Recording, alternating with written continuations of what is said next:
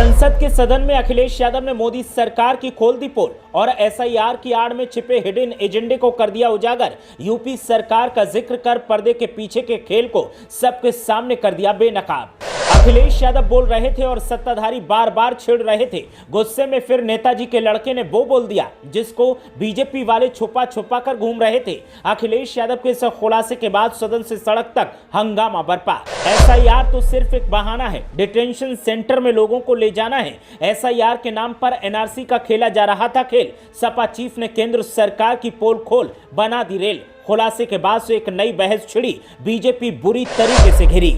इसका मतलब ये एसआईआर नहीं है, ये अंदर ही अंदर एनआरसी वाला काम कर रहे हैं, क्योंकि हमने उत्तर प्रदेश में सुना है कि वहां के मुख्यमंत्री जी कह रहे हैं कि हम डिटेंशन सेंटर बना रहे हैं। संसद के शीतकालीन सत्र में अखिलेश यादव ने जब से ये बात कही है, उसके बाद से उत्तर प्रदेश के साथ साथ जिन राज्यों में एसआईआर प्रक्रिया चल रही है वहां सियासी खलबली मची हुई है। तमाम सवाल खड़े हो रहे हैं और बीजेपी का हिडन एजेंडा अब लोगों के सामने आ चुका है, ऐसा सपा नेताओं का कहना है। अखिलेश यादव संसद में खड़े होकर भाषण दे रहे थे। वोट चोरी और बैलेट पेपर पर चुनाव करवाने की वो मांग कर रहे थे।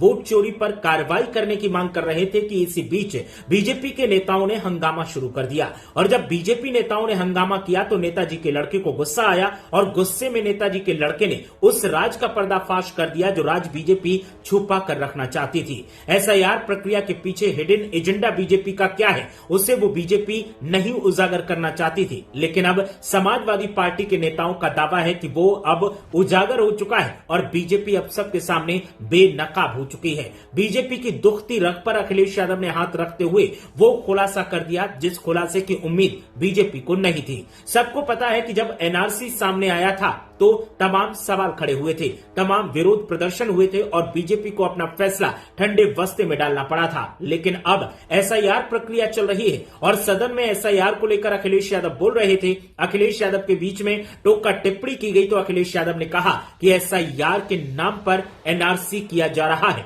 और उत्तर प्रदेश में डिटेंशन सेंटर बनाए जा रहे हैं। मैं इसलिए ये बात कह रहा हूं क्योंकि उत्तर प्रदेश के मुख्यमंत्री ने ये बात खुद कही है। अखिलेश यादव ने यह खुलासा करते हुए क्या कुछ कहा है, आप भी सुनिए। जब वन नेशन वन इलेक्शन की बात हो रही है और अभी सत्ता पक्ष के माननीय सदस्य ने कहा कि वो एक वोटर लिस्ट भी करा देंगे, ये बात मैं कह दूं अध्यक्ष महोदय, उन्होंने ये कहा कि वन नेशन वन इलेक्शन तो होगा ही होगा, लेकिन एक वोटर लिस्ट भी एक होगी।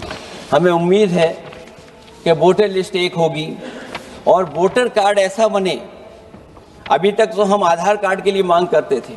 देश के प्रधानमंत्री जी कहते हैं कि हम तो कई समस्याओं का समाधान कर चुके हैं। सेल्फ एफिडेविट, सेल्फ अटेस्टेड अगर आप दे देंगे डेट ऑफ बर्थ तो हम स्वीकार कर लेंगे। लेकिन अब सुनने में आ रहा है यूपी में आधार ही को स्वीकार मान ही नहीं रहे हैं उसको। आधार जैसा कार्ड जिसमें सब कुछ डॉक्यूमेंटेड है, आपके फिंगर्स हैं, आपकी आई है, आपका पूरा डिटेल है, उसके बाद भी आप आधार को नहीं मान रहे हैं। इसका मतलब ये एसआईआर नहीं है, ये अंदर ही अंदर एनआरसी वाला काम कर रहे हैं, क्योंकि हमने उत्तर प्रदेश में सुना है कि वहां के मुख्यमंत्री जी कह रहे हैं कि हम डिटेंशन सेंटर बना रहे हैं।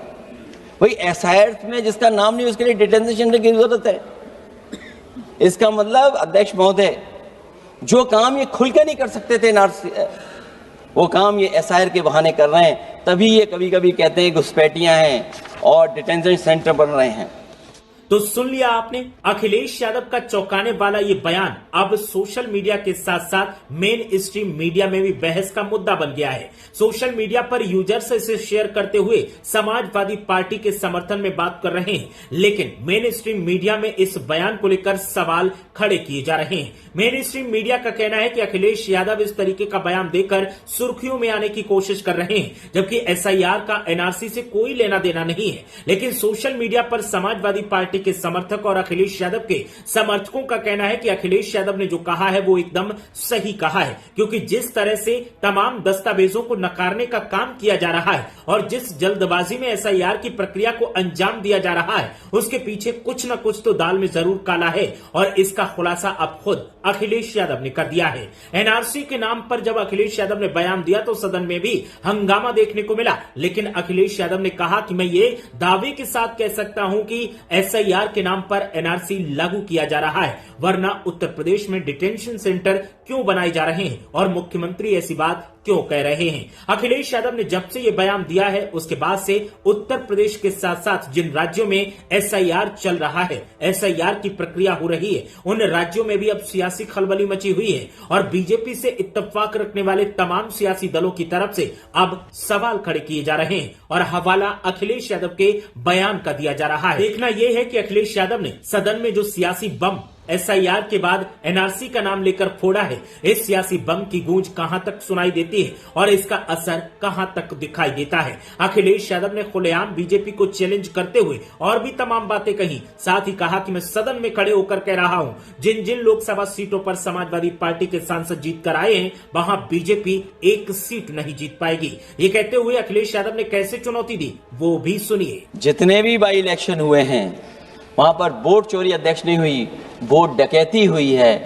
और मैं फिर कहता हूं, जहां जहां आप लोग जीते हो बाई इलेक्शन में, अभी 27 भी आने वाला है, अगर एक भी लोग वो जो विधानसभा आप जीत करके दिखा देना, मैं on the floor of house कह रहा हूं अध्यक्ष महोदय, अगर निष्पक्ष चुनाव होगा तो एक भी भारतीय जनता पार्टी वहां पर सीट नहीं जीतने वाली है। तो सुन लिया आपने, एक तरफ एसआईआर के नाम पर एनआरसी और दूसरी तरफ बीजेपी को खुला चैलेंज देकर अखिलेश यादव ने सियासत में सनसनी का माहौल बना दिया है। अखिलेश यादव के भाषण सोशल मीडिया पर वायरल हो रहे हैं, समाजवादी पार्टी के समर्थक इनको जमकर शेयर कर रहे हैं। इसके अलावा बीजेपी से इत्तेफाक रखने वाले दल भी इस भाषण को बुनियाद बनाकर अब बीजेपी पर और चुनाव आयोग पर जमकर भड़ास निकाल रहे हैं, आरोप लगा रहे हैं और पूरे देश की राजनीति में अब उबाल देखने को मिल रहा है।